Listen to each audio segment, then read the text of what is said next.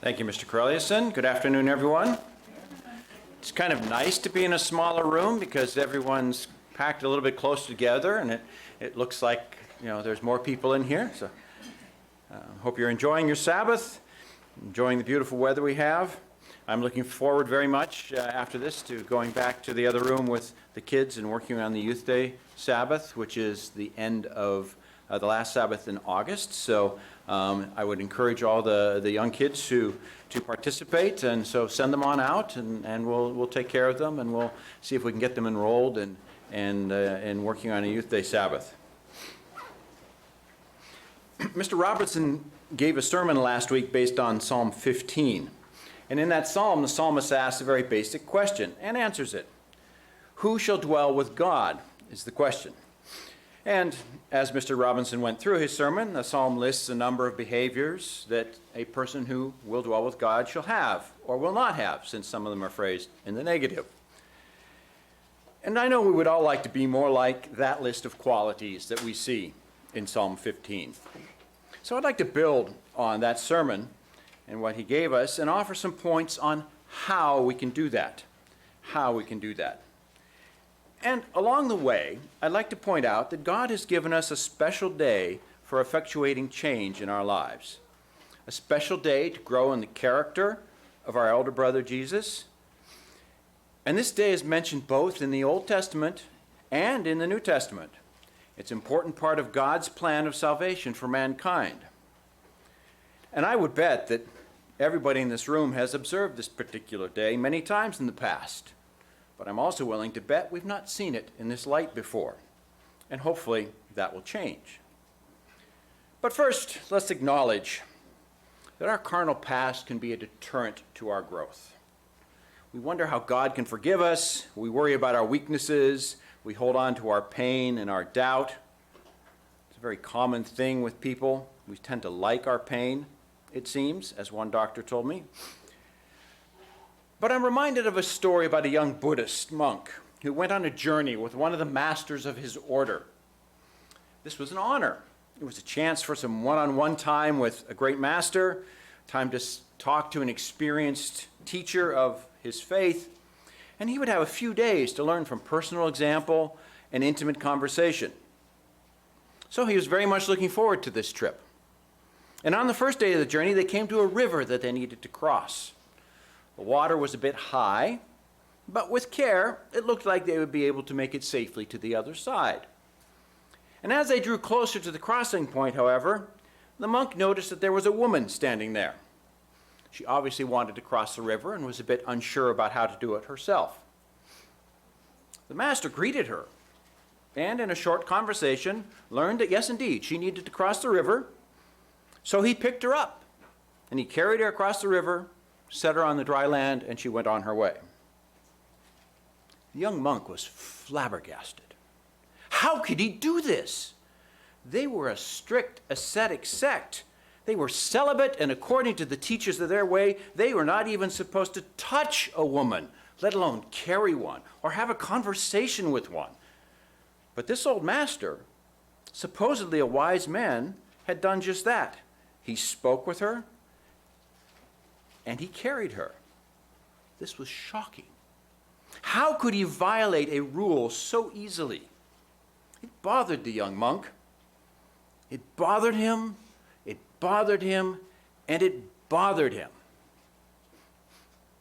Finally, 2 days later, as they were about to reach their destination and their journey was about over, he couldn't stand it any longer, and he said, "Master, I have a question." And the master said, "Yes, my son," because that's what all Buddhist masters say. When you say, "I have a question," "Yes, my son." "Why did you break our rules and carry that woman across the river? All of our teachings about women tell us that we are not even to touch them, yet you carried her in your arms." The master replied, "Yes, I picked her up when I crossed the river, but when I reached the other side, I set her down. Why are you still carrying her in your mind?" Why are you still carrying her? Let's turn to the scriptures. 2 Chronicles 7. 2 Chronicles 7. We're going to read verses 13 and 14. 2 Chronicles 7, verses 13 and 14. If I shut up the heavens, this is God speaking to his people Israel. Let me give you a little bit of context, sorry. God speaking to his people Israel, who are accused of a whole bunch of heinous sins, and rightly so, because they participated in a number of sins. We know the story of the history of the children of Israel. And he says, if I shut up the heavens so that there's no rain, or if I command the locust to devour the land, or if I send pestilence among my people, and my people, who are called by my name, humble themselves and pray and seek my face and turn from their wicked ways, then I will hear from heaven, I will forgive their sin, and I will heal their land. Do you recall some of the sins that God accused the children of Israel, or that God listed for the children of Israel as having committed? Passing their children through the fire to Molech or Baal. This was live human sacrifice in fire of children. Yet God says he will forgive. God says that if his people, if you and I make a decision, humble ourselves, turn from the past, he will forgive.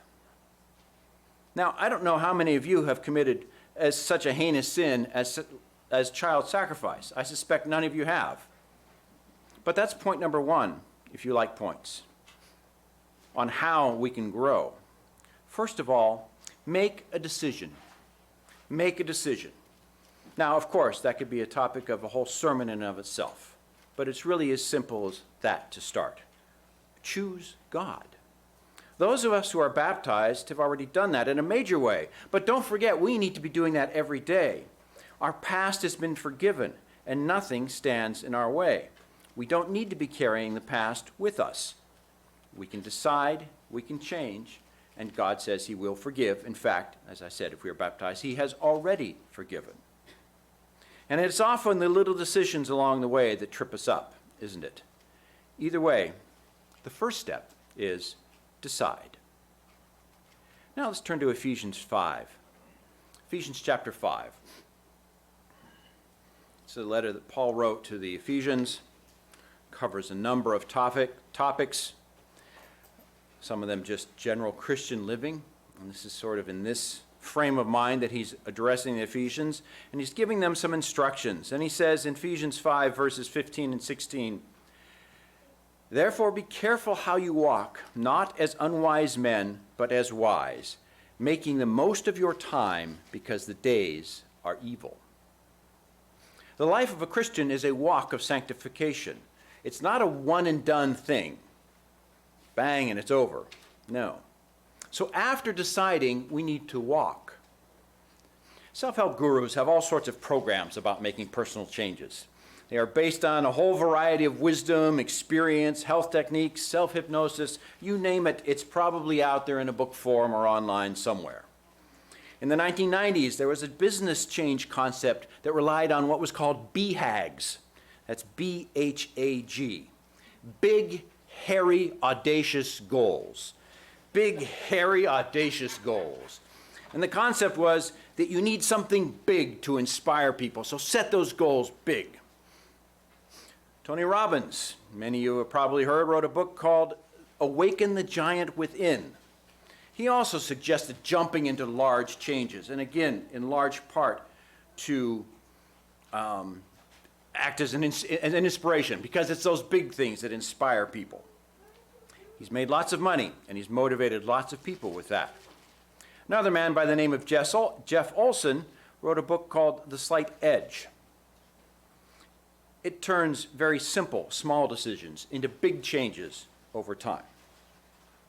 Do you need a BHAG for your Christian life? Do you need a big, hairy, audacious goal? How about living forever? How about that?